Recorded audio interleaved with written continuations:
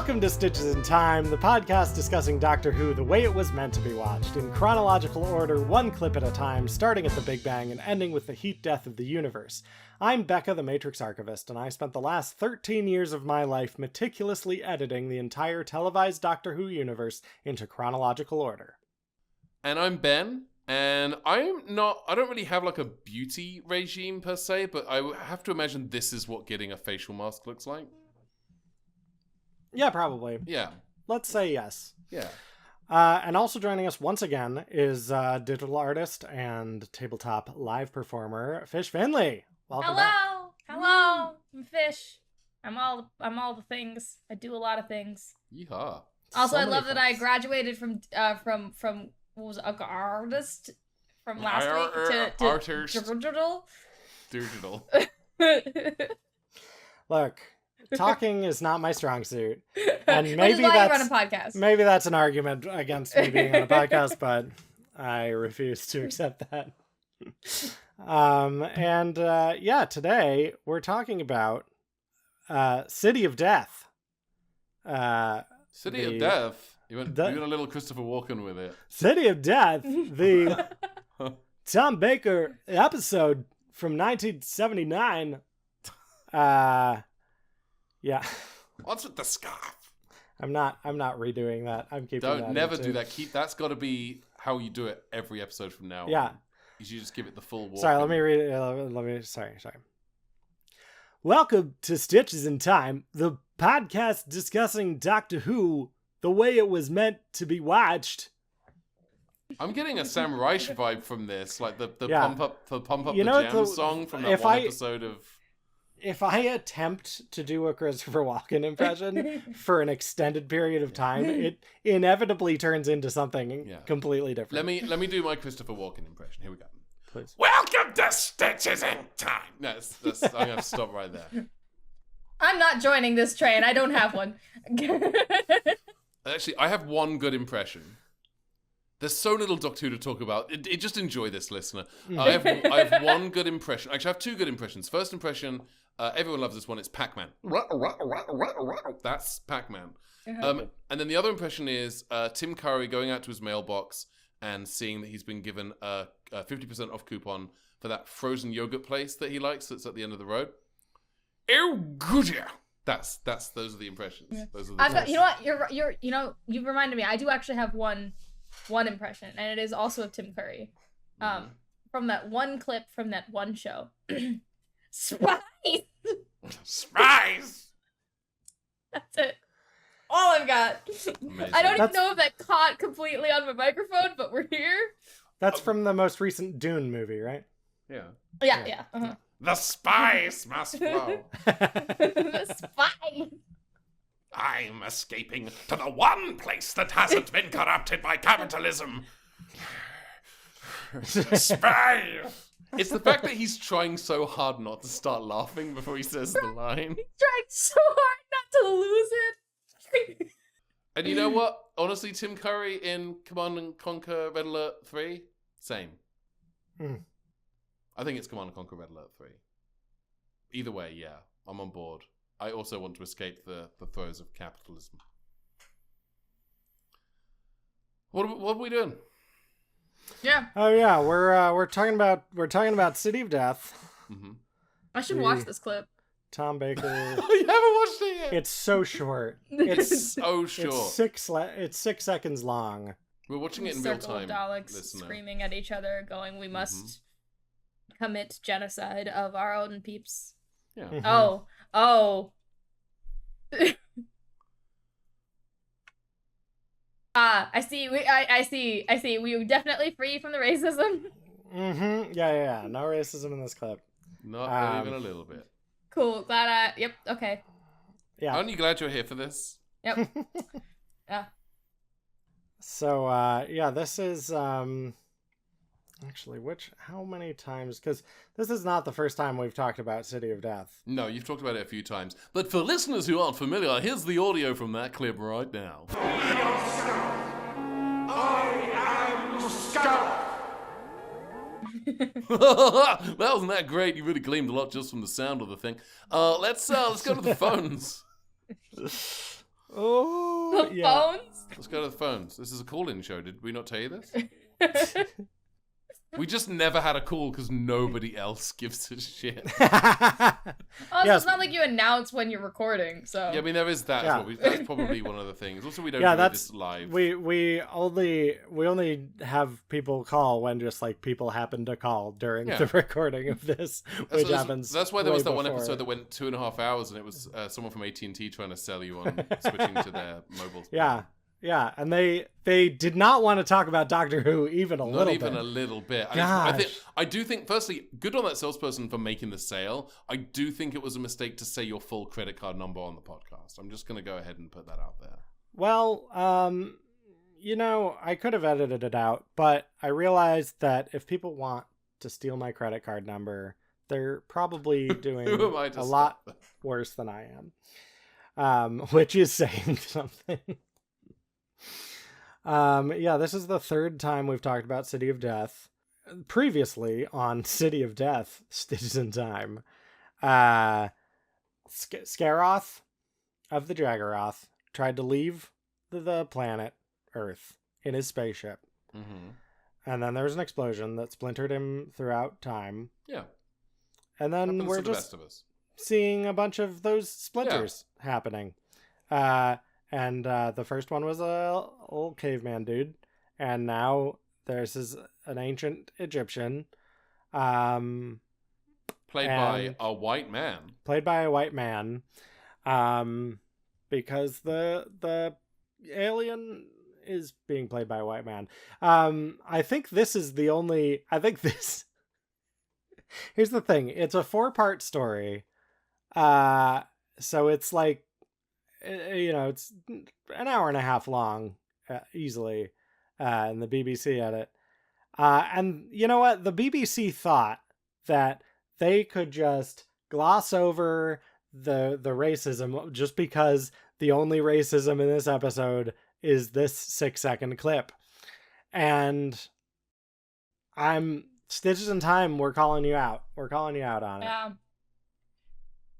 Yep. This is my duty. We're in a rich vein of space racism right now. And this show, it's like when you find like the good ore in Minecraft. I don't play Minecraft. I don't know what the good ores are. Diamond. The blue one. Diamond Probably. or lapis, but diamond is the lapis. more good one. Diamond is better than that. Lapis is a Pokemon. God, Ben. Lapis Lapis is is a a what now? character It's a from Pokemon. Steven Universe, actually. Oh, okay. Shows what I know. I you know what? I can't wait till y'all get to the part where you're in like the year 100 billion, and you're like, we're just still in the racism arc. It's fine. Don't worry about it. Look, I hope by the time that we get to that in the podcast, we will have solved racism in real life. That would be that nice. would be nice. That'd be a so nice nice. treat. That'd be fun. Yeah. Let's aim even. But let's say by the time we get to the Rosa Parks episode, let's aim to solve racism by that point. I think actually, if we put our heads together now, we could probably solve it by the end of this episode. What do you think?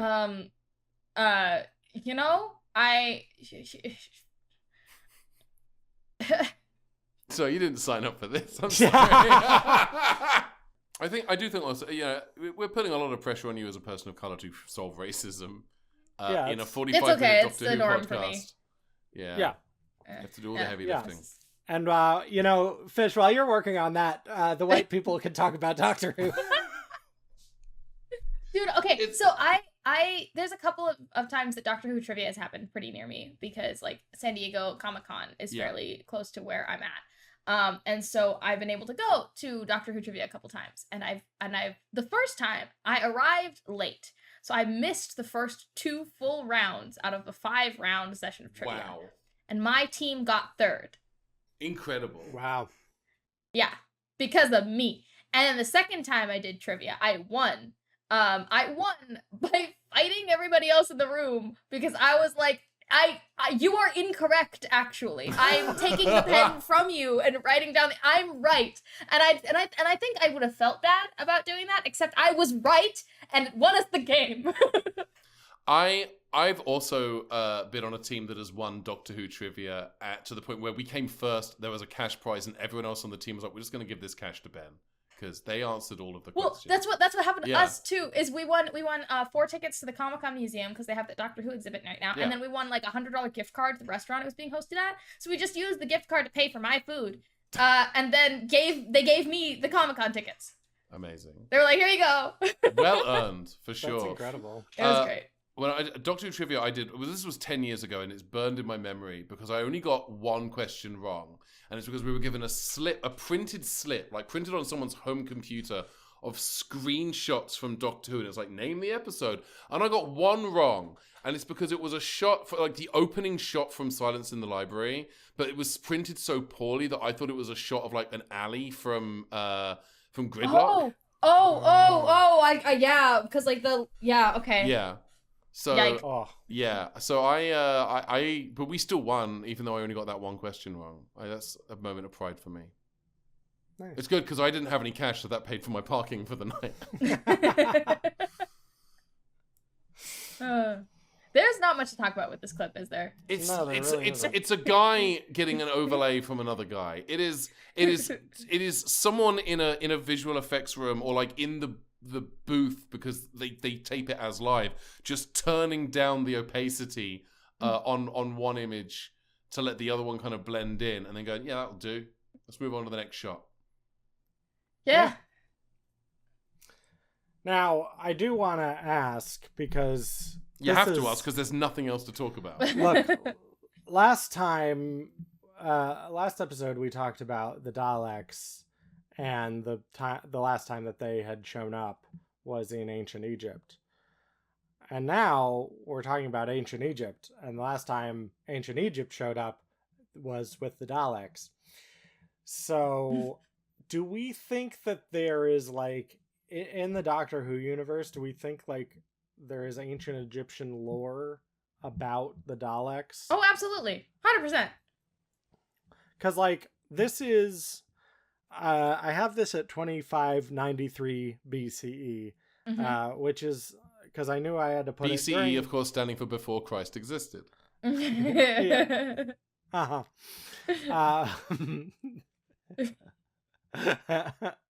Oh, God damn it. But yeah, so this is about 1400 years after the appearance of the Daleks.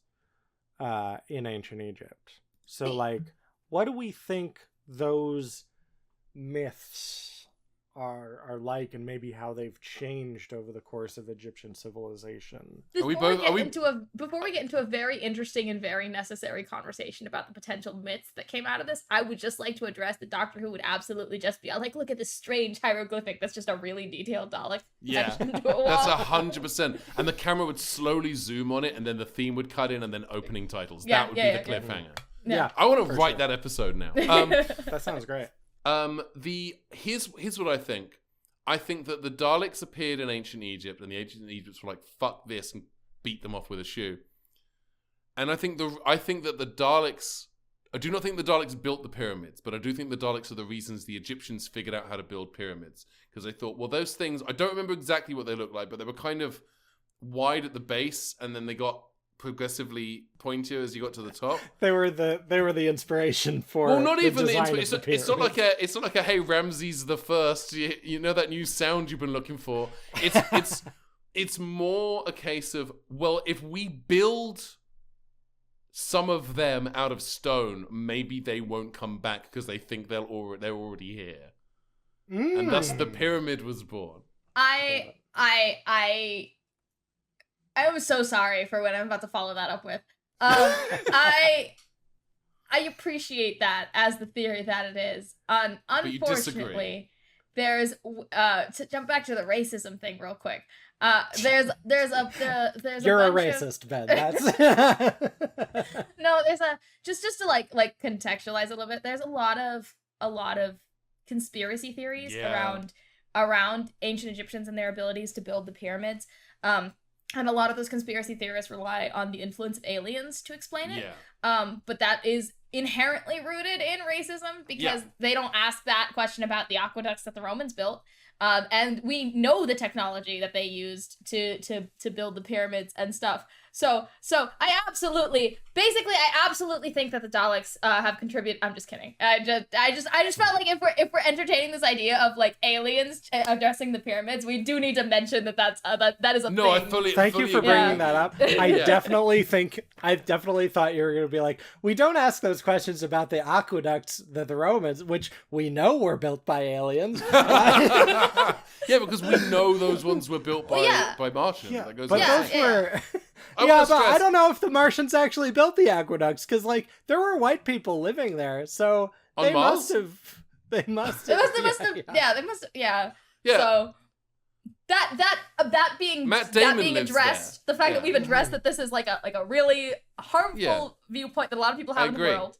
And that is why, very specifically, I did not say that the Daleks gave them the technology or built the pyramids, but that the Egyptians went, what the fuck was that? It happened so quickly. I know it was wide at the base and it got progressively pointier.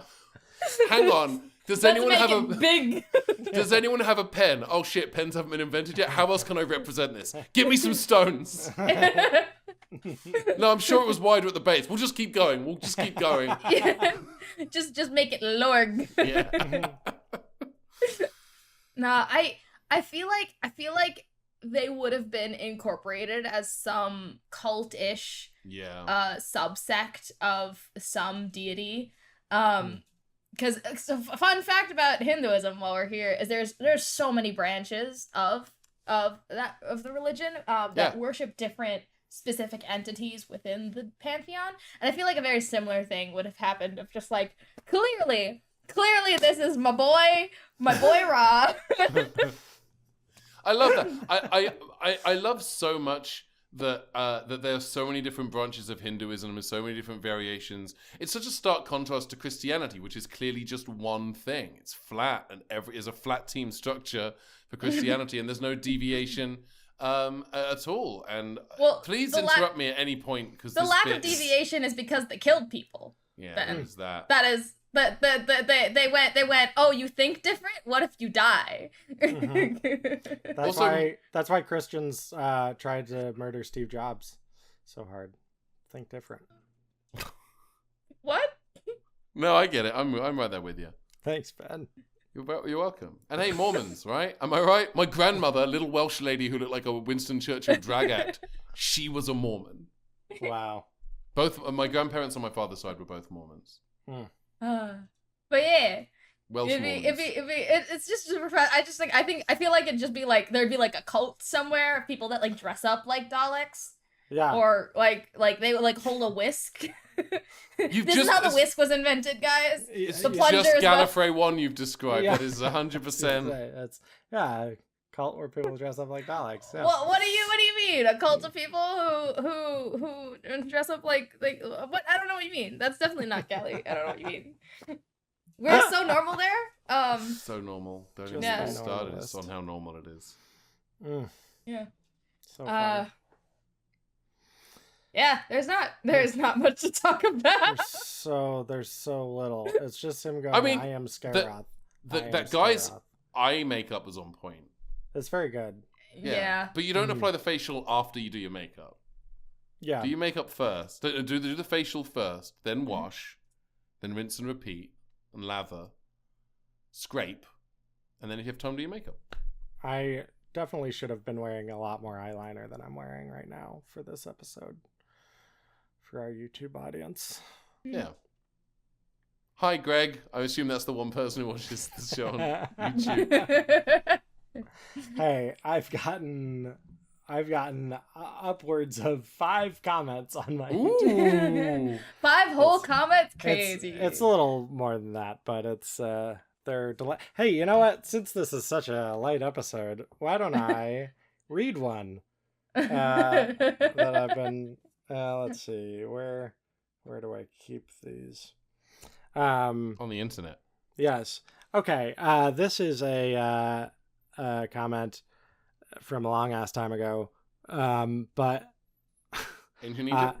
it's from ancient Egyptian user Anne Divine, who commented, "I feel obliged to tune in just to reward your utterly monumental efforts." And thank you, Anne Divine. Here's the thing about the efforts that resulted in this podcast, right? Is I've been friends with Becca for what, a year now, just about, give or take. Yeah. And I've heard about the podcast from day one, and it already sounds like an absolutely massive adventure of like, what do you mean you watched all of the show and then parsed all of the show into chronological order? That sounds like a lot. and then we exchanged spreadsheets, which sounds like a euphemism, but it isn't. And it's exponentially more impressive when you see the color gradients that were used in the cell. Like, as someone who does an extensive amount of formatting via Google Sheets, it is difficult to gradients. That's, I mean, again, as we spoke about earlier, I have that the JavaScript has helped with that part of it, because you can assign colors as like specific RGB things, and I just put there. Yeah, it's impressive. Wild. No, like thank I you. already was like impressed. And then I was more impressed because what? And now you're both married. Yeah. Yeah. That's actually how marriage works in Southern California. You just exchange Doctor Who spreadsheets. Yeah. Weird that it's legally binding. Mm-hmm. Fish is rocking the asexual flag glasses right now. We also bonded over being ace. That was very funny. Here's my favorite part of that is like we bonded over Doctor Who spreadsheets first. And then like months later I feel like you should have made that connection sooner. Yeah. Here's the thing is I'm very obvious about it because it's one, an effective defense mechanism against men of the internet TM. And two, I have exactly 3 personality traits. I do need to flaunt them anytime I can. And so I often call myself like the most flamboyant ace person you'll ever meet in your life. And so we bonded over spreadsheets, over Doctor Who spreadsheets, and then we met in person for Galley, and I had just like thrown out that statement because it was a statement I say often. And Right. Becca turns to me and goes, Well, and also here's the other part of that is that during that, like earlier in that conversation, I was talking about, oh yeah, I have this one woman show that I do, sort of about my life and whatever, and I like never mentioned the title of it or anything else about it. And then like, yeah, and then you I say I'm the most flamboyant ace person, and Becca turns to me and just goes, have you seen the poster for my show? And I was like, no. And they're like, do you know what it's called? And I was like, no, but I'm excited. This doesn't feel relevant to what we were just talking about. I'm here for a friend. And then it was Becca, so relevant. And then Becca pulls out this flyer that just... Yeah. Turns out I'm not the most flamboyant ace person. You're a very close second, I think. Yeah. If you want to write a musical... I'm the most flamboyant ace person because technically, you may not be anymore. Yeah, I'm you're definitely more ace than me. I'm like sort of a demi. I'm on the spectrum still, but it's definitely not just like the strict ace. I'm in my lawn chair in the back corner going, no.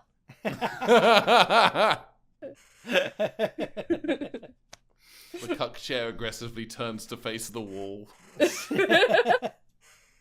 I want no part of this in any capacity. I have my Game Boy. I have a tablet with all of my spreadsheets. I'm fine. I've got 10 of the 16 badges in Pokemon Gold. I've completed all of Baba Is You. I Baba Is You don't is a need any of, brilliant game. any of this. Bubba's Use a game. I can't play it for too long because I get sucked into it and then nothing else gets done. It was one of It's those games brilliant. that like I genuinely really enjoyed, but sometimes I would Yeah. get angry at it. Yeah, so And it's then quite- I just need to go, you know what? I'm done playing this today. Yeah.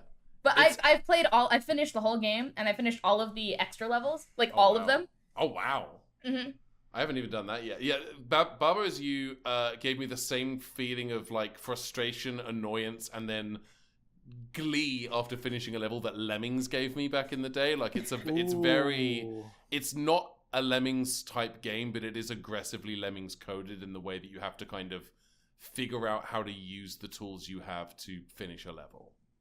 Oh my I gosh. love puzzle games. I love Yeah. 2D games, and so that is one of my favorite games of all time. It's very, very good. I'm gonna It's write this down infinitely because I don't know frustrating. about it. It's on Steam. Yeah, Idiot. I have a plush of Baba. It's in the it's other on, room. oh, and it's on the Switch as well. Do you still play your Switch? I do still play my Switch.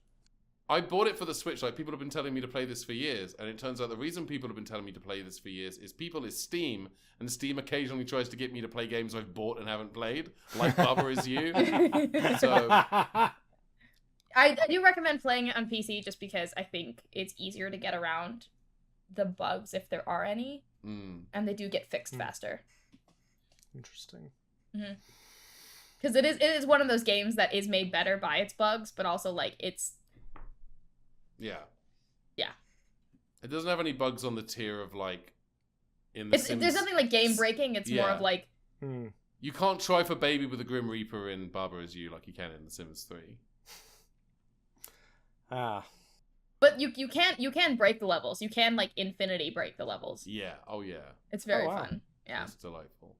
It's amazing. Great game. So Doctor Who. Yeah. Doctor Yeah. is not Baba Is You. yeah. Yeah. Yeah. Baba Is Who. That's the crossover. That's the... Oh. I'd play that. Fez Is You. Fez is a great game as well. Yeah. Fez is very, fantastic. very good. Do you remember when they were going to make a second one and then they didn't? I only got into Fez last year, so I actually wasn't there for that. I was there for that. Mhm. I pre-ordered Fez. I downloaded that game. Dropped at midnight, and I was there downloading it. I'd been excited about Fez for a while. The other game that I really like, so I'm a sucker for 2D platformers because I get really bad motion sickness with any sort of like 3D game. So anything 2D I'm like here for.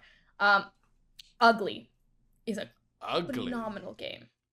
It's a 2D puzzle platformer. Basically, you are a character who has the power to like set up a mirror and then swap places with your reflection. Oh, dig it. Ooh. And it has this whole story about this like kid who was abandoned by his parents in a fire and stuff. Very relatable stuff. Yeah. But it's like you discover more about the kid as you play as the kid. It's a great game. That sounds awesome. I gotta play more games. Mm-hmm. You don't have a PC, do you? I have a Mac. Okay, yeah, Peak's not available on the Mac yet. Otherwise, I'd be saying buy Peak. It's so much fun. Peak. I get motion sick, so I Yeah, cannot. you would definitely struggle with Peak. It is an aggressively not high motion, but there is a lot of there's movement because it's climbing upwards. Anything first person is a no-go Yeah. for me, and then anything with like weird camera bobble. And so a bunch of people were like, "Oh, Peak just had an option to remove the camera bobble," and I'm like, "That's great. It's still in first person." Yeah, Mm. yeah, But- they should have a third version option, third person. But anyway, so our gaming podcast is jumping off to leaps and bounds. Yeah. So- Did you play? Probably not because it's first person, but there is a Doctor Who game called The Edge of Reality. I own it. Yeah, I also own it. It's fine. It's fine. I liked it. I thought it was good. I own it. I opened it and I went absolutely the frick not and closed it because my brain immediately hated me. Yeah. So it's like one of those things that's like it's really unfortunate because I know there's a lot of really fantastic games that I would enjoy if I didn't feel like crap playing them. Mm. That's a shame. Also, all of my friends like playing Lethal Company together and I can't play, so I just get to sit in the room quietly and sadly and watch them have fun without me. That's the true cuck chair. What's it like being Ace? That, actually. Lethal cuckony. No. Oh my god. Lethal Company's a lot of fun, though.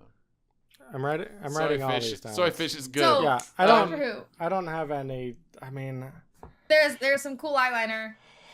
They did a racism. And that's kind of all of the commentary that I've got. That's There's really nothing is. else to add. It's just one big blobby face melting into a white person who shouldn't be there. Yeah. mm-hmm. This I will say, Fish, when you do get to this episode in your Classic Who rewatch, it's a very banger. good. It's really very good. It was written by Douglas Adams under a pseudonym. Mm-hmm. So it's good. Mm. And I'm sorry that this is your first exposure to this episode. You know, I've seen worse. Fair. Some in the Hartnell Hour. Yeah, I watched Marco Polo. Good There's stuff. some really funny recons on Vimeo if you want to watch it, but it's truly an episode of all time. They sure made it. Mhm. It is one of the episodes. People were paid, and they did their jobs. Critics rave. This is an episode of Doctor Who. Honestly, that the whole Marco Polo episode is it gives very I'm just a guy and I'm traveling through Asia because I'm just a dude who has kidnapped 2 people, and that's the whole episode. That's it. That's the whole thing. Yeah, it's the first Doctor Who musical episode. Yeah. Yeah. Such a catchy song.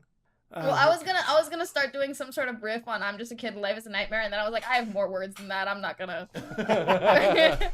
We're abandoning the bit. Pull the ripcord, yeah, for sure. Incredible.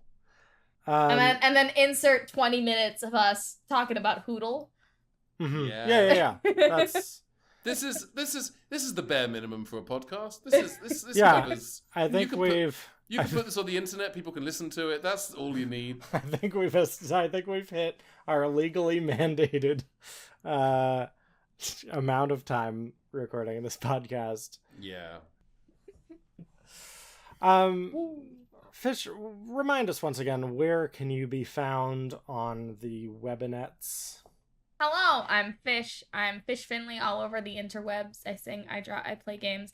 Mostly, I do digital art, and I'm a live performer on the interwebs. So I'm in one-shots playing D&D all the time. I also sell prints and take commissions for my art, which I do quite well, I think. All of which can be found on my card, fishfinley.card.co. That's where you can find all of the links to everything that I'm up to, everything that I've planned, everything that I've done in the past, and all of my socials. So if you have anything you want to reach out to me about, I've got my email over there and also all of my socials. So I'm pretty Sweet. cool, I think, sometimes. Amazing. Yeah. Ben, do you want to share where you are? I didn't ask you this last time, but you're not like really a regular host of this show. Yeah. Although you're becoming one. Slowly and steadily. Oh no, I'm infected with the illness. Now you'll be stuck here forever with the We're rest all of us. prisoners. I'm Ben Paddon.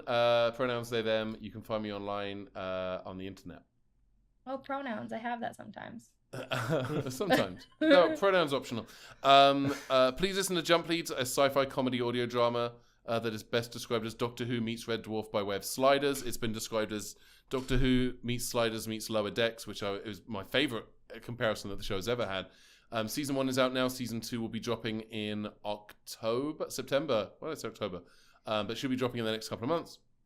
And then please listen to Good Chaotic at goodchaotic.com or wherever you get your podcasts. Good Chaotic is a sci-fi hope core actual play podcast. We're playing the Scum and Villainy system. My friend Dan is DMing it. Is GMing it. Let me start the entire sentence again. My friend Dan Peck is GMing it. I play as an ace fighter pilot. Well, not fighter pilot because he's a pacifist. His name is Trip Odometer, and it's the second best character name I've ever come up with in a tabletop RPG. The first, of course, was Chet Vagabond. Very good. I'm good with names. And then you can just find me lurking in the periphery of your vision, but whenever you turn to see me, I'm not there. My first D&D character was named Dr. Ebb Fisher. That's pretty great. They have a brother named Flo. They're Ebb and Flo Fisher. That's really 1,000% illegal. My first D&D character was a half-elf bard called Cilantro Coriander. He had a one-hit wonder. He traveled the land with singing his one-hit "Baby, I Want Your Love" thing. He was unable to follow it up with a successful hit, so he's definitely a one-hit wonder. He's a has-been, but he doesn't know it. He thinks he's still hot shit. Hold on to your dreams. Yeah. Cilantro? Is that his name? Cilantro, yeah. Hold on to your dreams, Cilantro. Whenever he makes out with people, 2% of people think his saliva tastes like soap. Fun fact. Yeah. That's So Becca. oh yeah. Stitches in time. It's a podcast. I have a new play that's opening Ooh. on August 23rd. Ooh. It's playing the 23rd, the 28th, and the 30th in Hollywood. It's called The Pilgrimage, and it's sort of a religious experience based on a dream I had. Oh. But, dramatized and good. My one aim for this play is I don't want you to leave the theater feeling like you just had a dream described to you. Because that's the worst thing that could possibly happen to anyone ever. Mm. It's hateful. Yeah, but I'm very excited about it. I've got a great group of people involved. There's a musical number in it. There's some audience participation involved. The Pilgrimage. I'll throw a link in the show notes for the tickets and information. And everyone, sorry, I was just looking at this. I was just looking at the spreadsheet, and I realized we have 2 more of these City of Death clips to talk about before we get to any more City of Death. We have 2 more of these short things to barely talk about. As it should be. So yeah, so that's gonna be fun. But next episode, I hope you'll join us, listeners, for Carnival of Monsters. Ooh. John Pertwee adventure. Thanks for listening, and we'll see you. We'll see you next time. Maybe next episode we won't have any racism. I don't know. We can but dream. That is what we said at the end of the last one, and then we looked at this one. So yeah, that's true. Goodness. All right. All right, everyone. Bye, everyone. Bye. Bye-bye. Thanks for listening to Stitches in Time. Music by Becca McGlynn. Art by Mandy Oquendo. Logo by Ben Paddon. Produced by Becca McGlynn and Ben Paddon. Did you know you can listen to this podcast with your eyeballs? Subscribe to us on YouTube.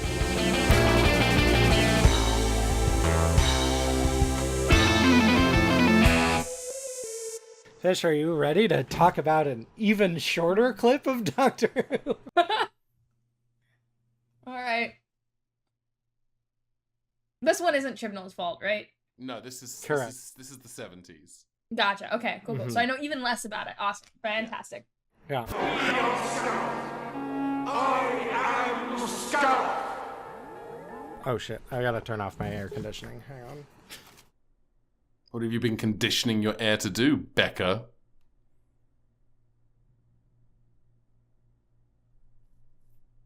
Thank you for not laughing at my dumb joke. Huh? Yeah. I heard thank you and nothing else. I said thank you for not laughing at my dumb joke. Oh, never. Yeah. My laughs are earned. That's good. Perfect. Becca will laugh at anything at the drop of a hat. I once saw someone drop a hat and she laughed at that. So it was just the way that the hat was dropped. It was really you had to be there. I think I was. Oh yeah, you were the one who dropped the hat. I remember. Yeah.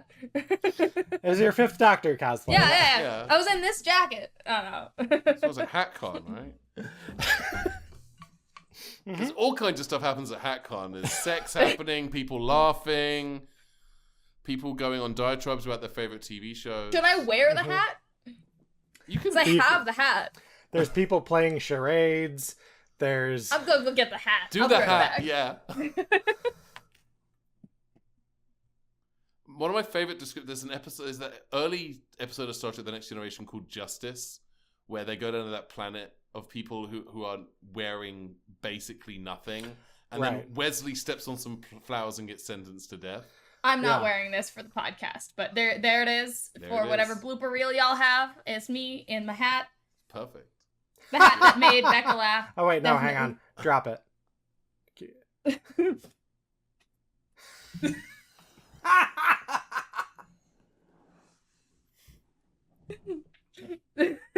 Anyway, did Becca make herself laugh by laughing?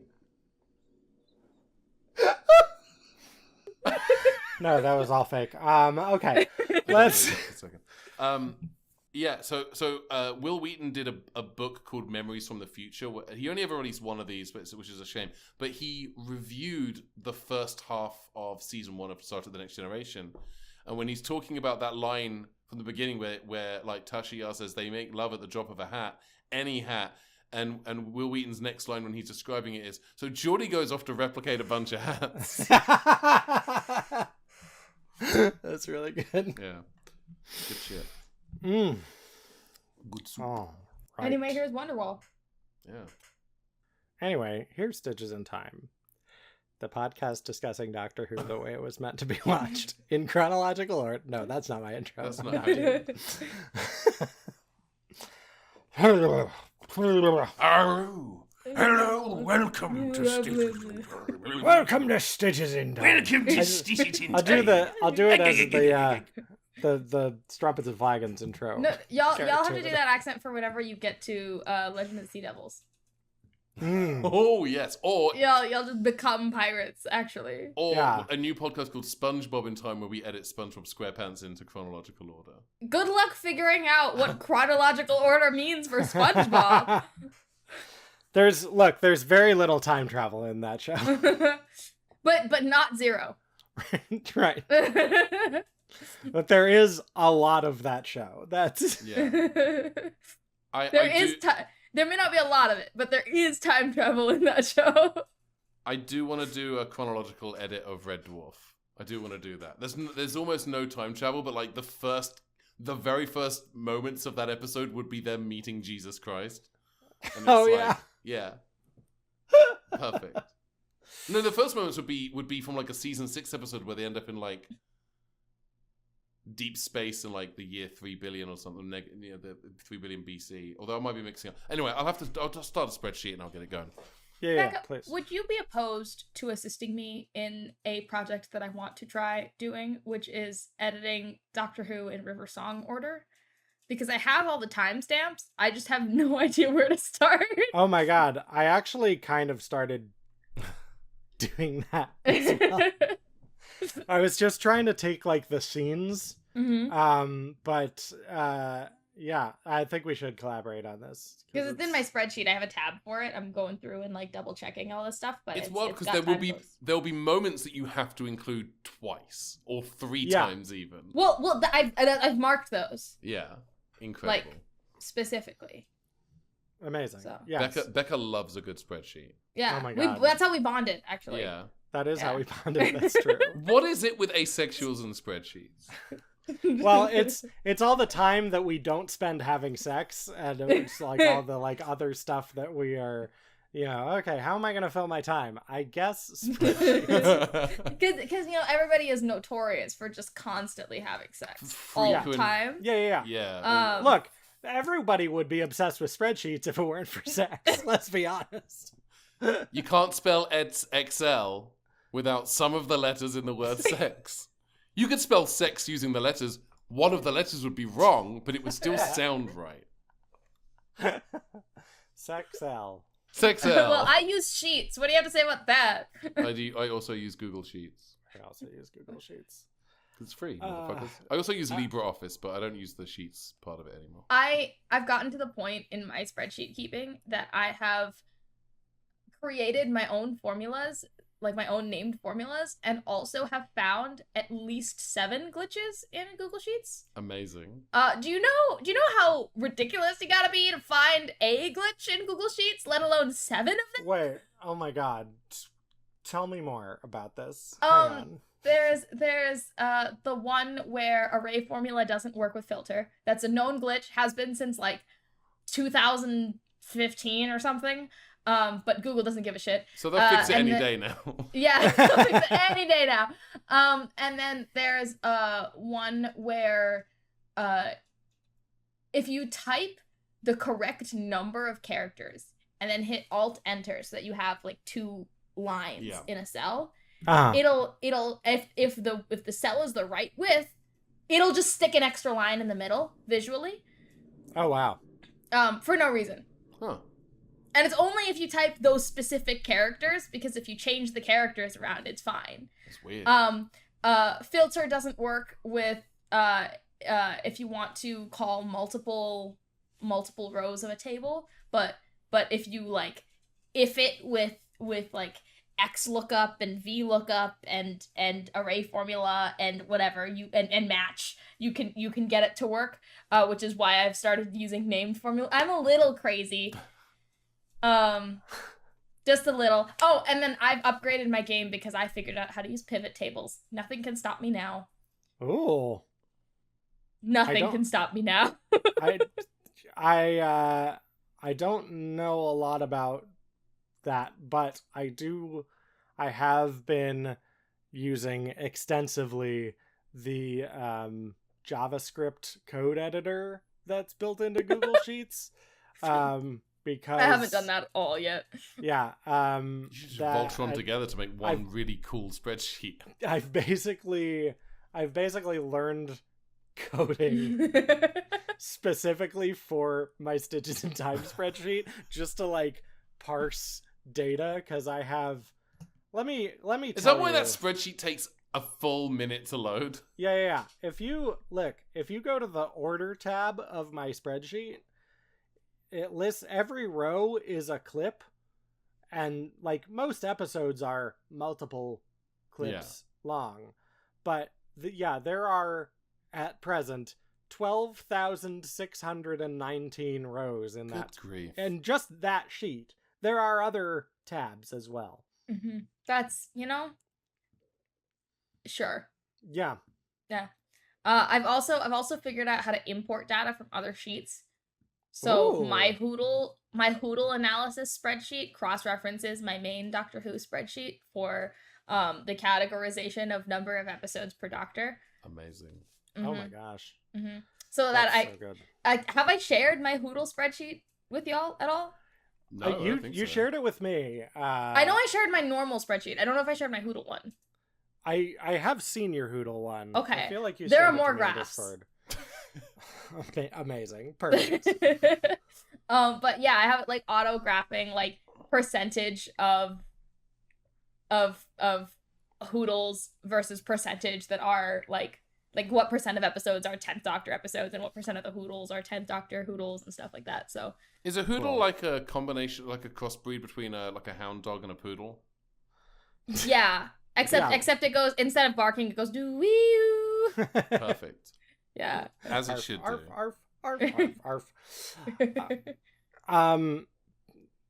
Now, because we are just talking about a 6-second thing, and I know we haven't started the podcast, but this we is have all not going... even said we've been recording for nearly 15 minutes. Yeah, but this is all. We've this is all sung going in "If the You're podcast. Happy and You Know It, Clap Your Hands" fully 2 times. This is because this is all going in the podcast. Can you? Because I think I learned about Hoodle from Ben. Yes. You're the one who told me about Hoodle. I don't remember. I think Katie Angel, who is the 13th Doctor cosplayer on TikTok. I think Katie told me about Hoodle. Or it might have been someone from Good Chaotic. Someone told me about Hoodle, and then either I told someone Good Chaotic, or I told Katie. I think Let me start the sentence again. So in 1963, Sydney Newton, it might have been Riley might have been the person who told me about it, and then I may have told Katie, or it may have been the other way around. That's the chain. Is it's either that way or that way. The arrows are either pointing towards or away from Katie. Amazing. Yeah. Yes, Hoodle is, for our listeners, a fun. It's a play on Wordle, but I like that you said the word fun and then couldn't bring yourself to finish the sentence. It's fun. It's fun for people like me and Fish.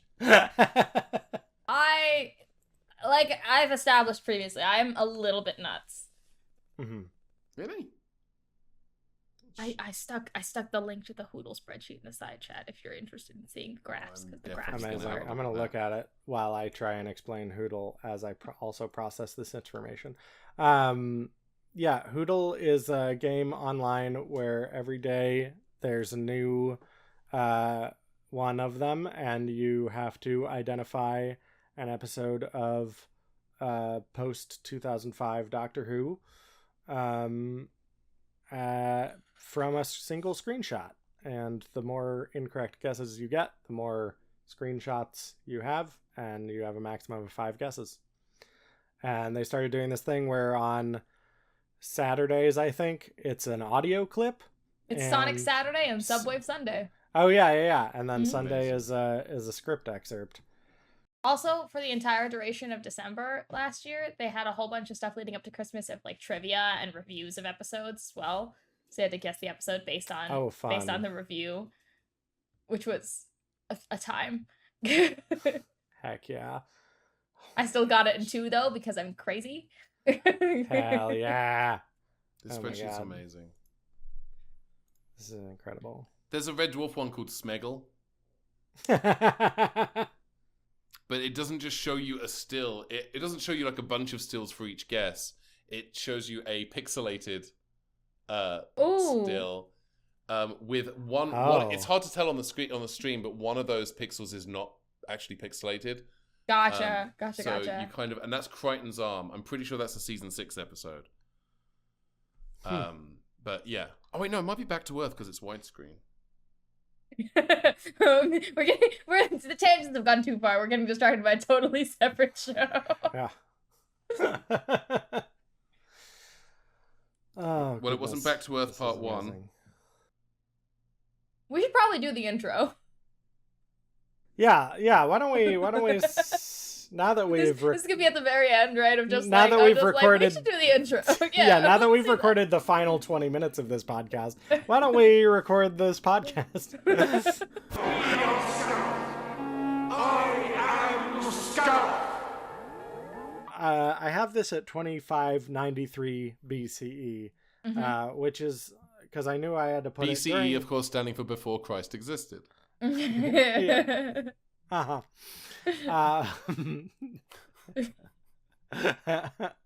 Oh god damn it. Now all you need is a hat. Mm-hmm. Yeah, if you had dropped a hat during that would have been so much funnier. I am Scaroth. I also did figure out what the Hoodle was. Oh yay! How Yeah. many times did you get it in? I got it in 2. I just sat there Oh, staring at it man. for long enough that my brain finally Amazing. Yeah. I did not. No, do it. I guessed. I'm guessing for the number 2, you also guessed dinosaurs on a spaceship. I did, yeah. Yeah, I guessed Rose first. interesting choice. Because I figured because That the makes I'll sense for explain that later. first I was clue. like that feels like something that would come up immediately, and it would be like a whole. I guessed the next Doctor because it felt like Jackson Lake in that episode is kind of almost but not quite a proxy for classic series Doctors. So I thought, maybe he says it. I couldn't picture Eccleston or Tennant saying it, but I could picture Matt Smith saying it, and that's all I really had to go on. So I was just like, I don't know, the Hungry Earth. No, okay, fine. I was just like, next. Well, I guess Rose because I thought maybe I feel I could like picture Eccleston saying it, in the context of like when he's having that breakdown of, oh no, Earth's history's all gone wrong and it's all my fault. Because that feels like something that he'd be like, I'll explain later, but the point is it's all bad. Yeah. And then the second fact was like, well, it doesn't really feel like it'd be any of the episodes in season 1. Maybe it's not Eccleston, and then I made it to. Hey, we did it, everyone. Yeah. Hey, if you want to know when we recorded this episode of the podcast, the Hoodle was trivia today. The Hoodle was trivia. It was. What's today? Today is August 10th as we record this. Yep. So go Hold do a that. newspaper up to the camera so that we know that the hostages are safe. It's me. And I've been here the whole time. I think at this point it's actually Becca. Because I think Becca is trying to end the show and we keep like turning the Jack in the Box. Hey, look, I got an invite. That is true. I think I've been imprisoned by this project since this project started in my brain of like, wouldn't this be funny if I did this? The answer is yes. Yes, it is. And and now this one throwaway joke is my entire life.